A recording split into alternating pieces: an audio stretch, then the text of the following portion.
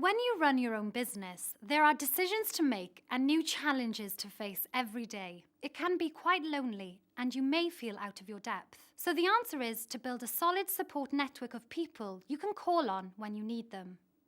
And that's the key. Building a team isn't just about employing people.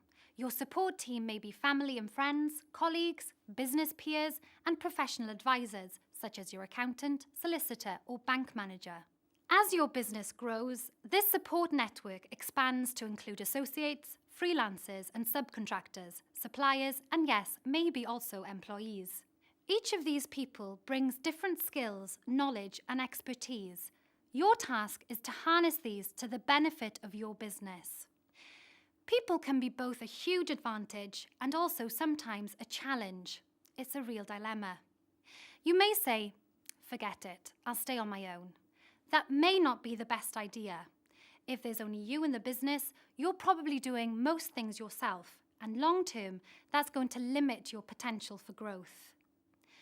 So how do you know what sort of people you need and what they should actually do? Start by looking closely at the different functions in your business and see if there's anything you could delegate to someone else.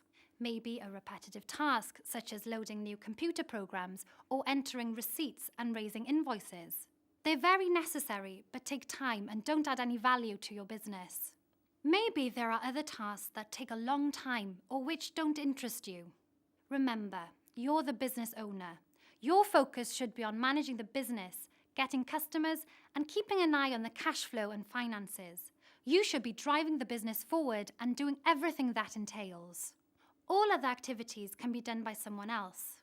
Once you identify the task that could be done by someone else, ask yourself how often it has to be done, a regular, ongoing requirement, a temporary or ad hoc situation, or a regular once a week or once a month activity.